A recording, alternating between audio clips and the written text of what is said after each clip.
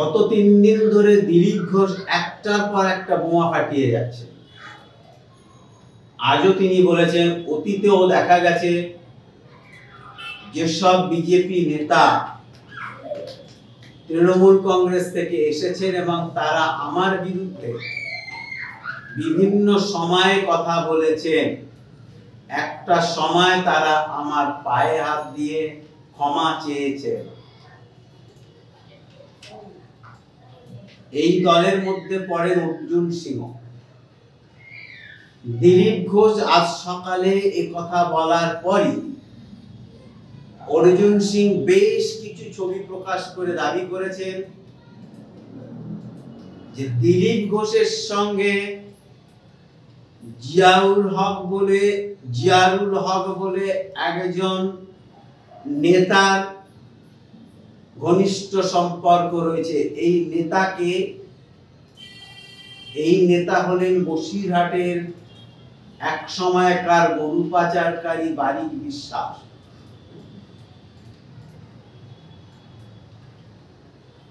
দিলীপ ঘোষের সহচর নাকি এই জিয়ারুল হক। বারিক বিশ্বাস যেহেতু শেখ শাহজাহানের ঘনিষ্ঠ, তাই অর্জুন সিং বলতে চেয়েছেন এই জিয়ারুল হকও শেখ শাহজাহানের লোক। ইদানিং কালে দেখা যাচ্ছে বিজেপির মধ্যে এখন নব্য তৃণমূল কংগ্রেস থেকে এখন নব্য বিজেপি আর পুরানো বিজেপির মধ্যে লড়াই শুরু হয়েছে। রাহুল সিনহা বিজেপির এক সময়কার সভাপতি ছিলেন, সায়ন্তন বসু বিজেপির এক সময়কার মুখপাত্র ছিলেন, রাজু বন্দ্যোপাধ্যায় বিজেপির এক সময়কার বড় নেতা ছিলেন। এসব আস্তে আস্তে আস্তে আস্তে সাইড হয়ে গেছে।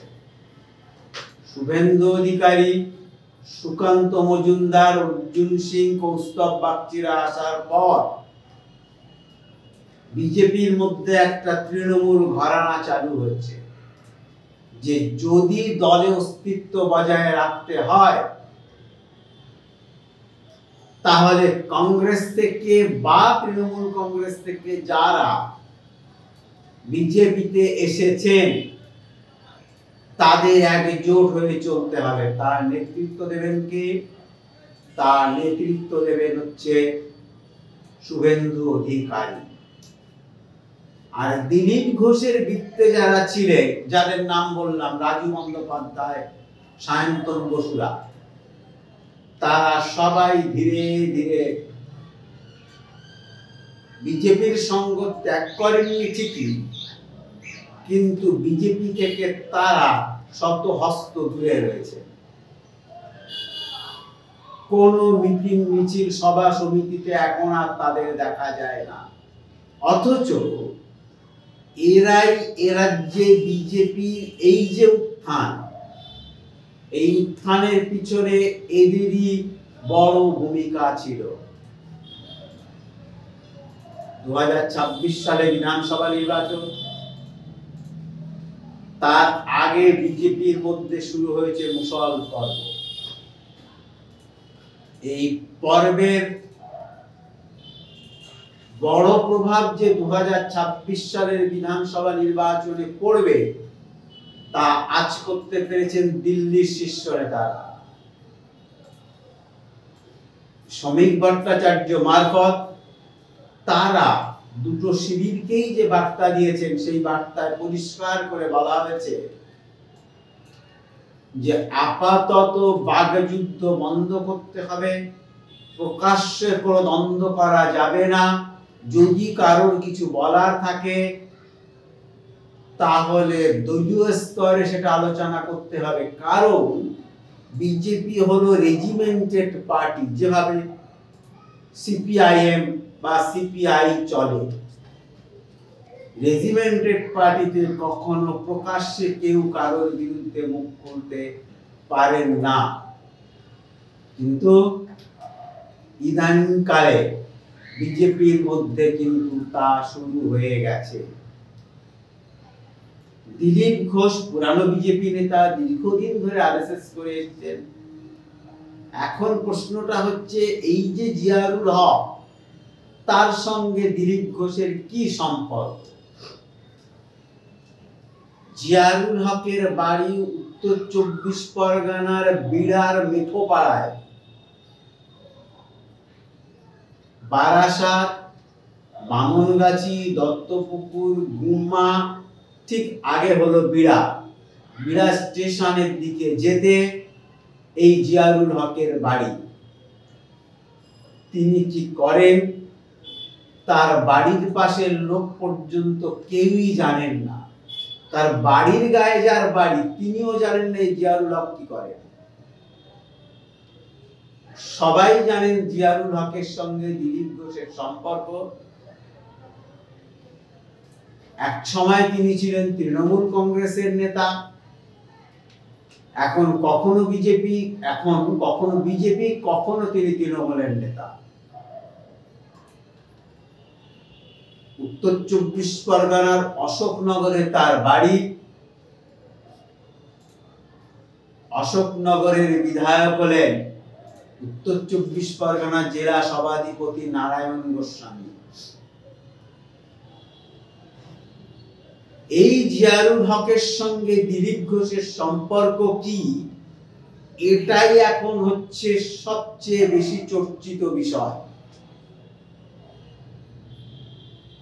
জিয়ারুল হককে দিলীপ ঘোষ বিভিন্ন পদ পাইয়ে দিয়েছেন, এটা অস্বীকার করার কোনো জায়গা নেই। কিন্তু দিলীপ ঘোষের সঙ্গে জিয়ারুল হকের সম্পর্ক কি? আর্থিক, না রাজনৈতিক, না শুধুমাত্র ব্যক্তিগত সম্পর্ক? সেটা একমাত্র এই দুজনই বলতে পারবেন। কিন্তু অর্জুন সিং যে ইঙ্গিত দিয়েছেন তাতে পরিষ্কার, জিয়ারুল হকের মাধ্যমে দিলীপ ঘোষ তৃণমূল কংগ্রেসের অন্যান্য নেতাদের সঙ্গে ঘনিষ্ঠ যোগাযোগ রাখতেন, এখনো রাখেন। অর্থাৎ জিয়ারুল হক বলেন সেতু বন্ধন তৈরির কাজ করে। জিয়ারুল হককে তার বাড়ির পাশের লোকেরা খুঁজে পান না। তিনি কোনো ব্যবসা করেন বলেও কেউ কখনো জানেন না। তাহলে তার সংসার চলে কি করে? তিনি কি গরু পাচার করেন? করতেন গরু পাচার? না, সেটাও কেউ বলতে পারছেন না। কিন্তু এটা সবাই জানেন যে এই জিয়ারুল হকের সঙ্গে তৃণমূল কংগ্রেসের শীর্ষ নেতাদেরও দহরম মহরম আছে।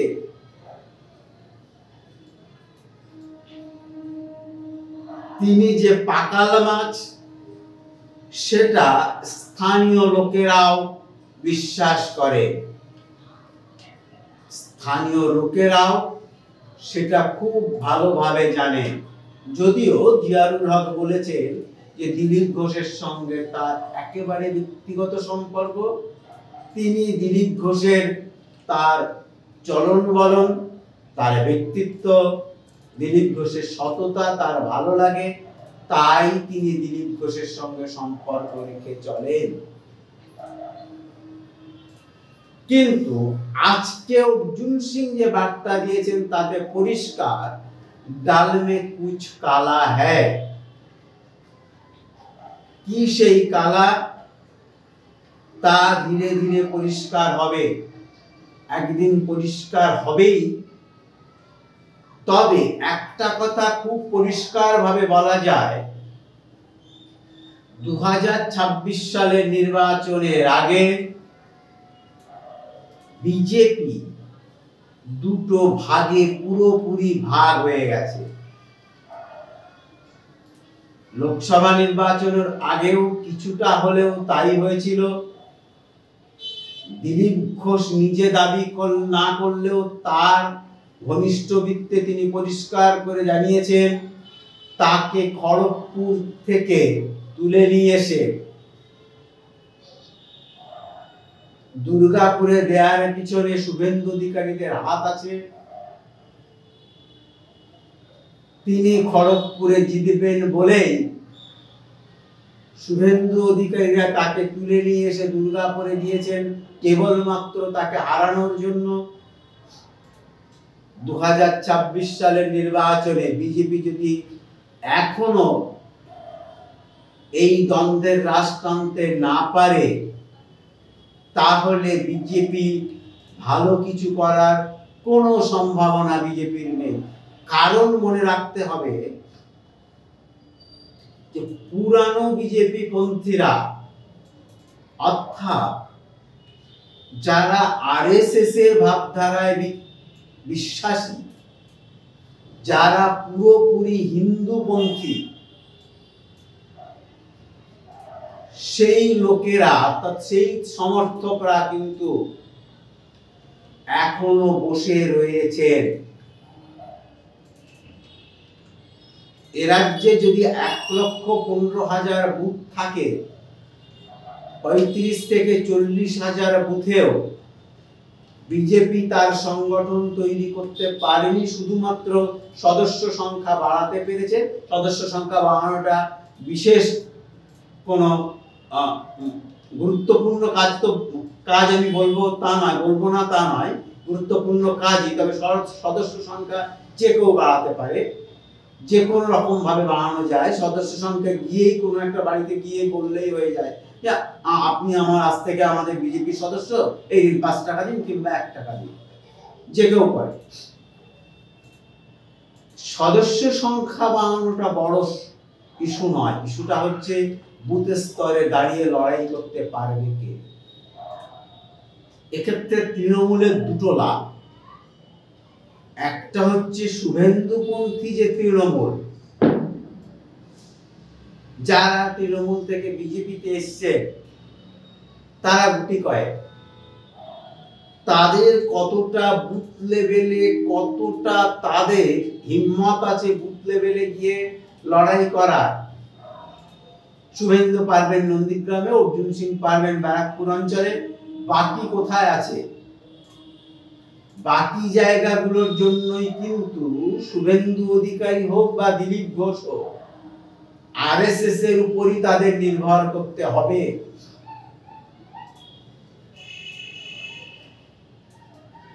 একটা জিনিস ভীষণভাবে পরিষ্কার, যে বসিরহাট লোকসভা কেন্দ্র থেকে বিজেপি যে ইঙ্গিত পেয়েছে তা হলো সন্দেশখালী বিধানসভায় জয়ী হয়েছে বিজেপি, কিন্তু বাকি বিধানসভা কেন্দ্রের মধ্যে বুথ স্তরে যেখানে হিন্দুরা মেজরিটি, সেখানেও বিজেপি কিন্তু ভালো ফল করতে পারেনি। শ্রমিক ভট্টাচার্যরা খুব পরিষ্কার ভাবে জানেন, আমি তার ক্ষেত্রে তার কথাই বলছি, যে তিনি বসিরহাট উপনির্বাচনে দাঁড়িয়েছিলেন, একবার জিতেছিলেন। কেন? বসিরহাট এবং টাকি, এই দুটো শহরে তিনি যে লিড দিয়েছিলেন,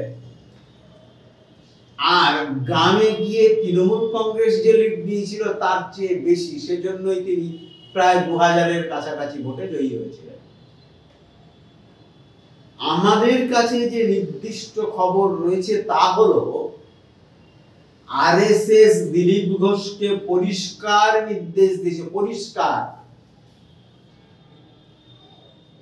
অঙ্গ জয় করা হয়েছে, অঙ্গ অর্থাৎ আসাম এবং বিহার, কলিঙ্গ জয় করা হয়েছে অর্থাৎ ওড়িশা,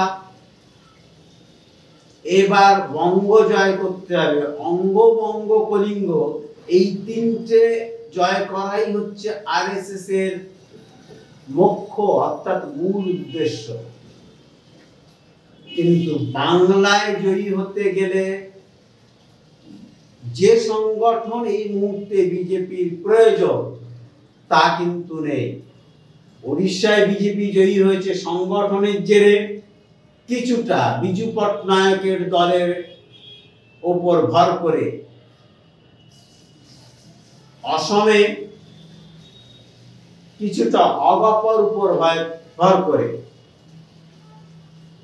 বিহারে কিছুটা নীতিশ কুমারের দলের উপর ভর করে এখানেও তৃণমূল কংগ্রেসের ঘাড়ে চেপে আরএসএস চাইছে বিজেপিকে এ রাজ্যে ক্ষমতায় নিয়ে আসতে। বিজেপিও জানে, আরএসএসও জানে, মমতা বন্দ্যোপাধ্যায় যতদিন এ রাজ্যে ক্ষমতায় থাকবেন ততদিন তাদের বাড়বাড়ন্ত হবে। আর যতদিন ওদেশ থেকে এদেশে আসতে পারবেন হিন্দুরা, তারা নাগরিকত্বের জন্য বিজেপিকে ভোট দেবে, ততদিন পর্যন্ত তারা বিজেপি এ রাজ্যে তার সংগঠন বাড়িয়ে যেতে পারবে বকলমে আরএসএস। যদি বাম কংগ্রেস একবার এ রাজ্যে আবার ক্ষমতায় ফিরে আসে তাহলে আরএসএস এবং বিজেপি আর কোনোদিন এ রাজ্যে মাথা তুলে দাঁড়াতে পারবে না। আর ঠিক সেজন্যই শুভেন্দুদের একটা পথ ধরে খেলতে বলা হয়েছে, আর দিলীপ ঘোষকে আর একটা পথ ধরে খেলতে বলা হয়েছে। কিন্তু এই খেলাখেলির দাপটে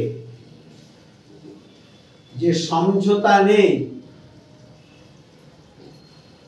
তা ইদানি একেবারেই পরিষ্কার। নমস্কার, ভালো থাকবেন।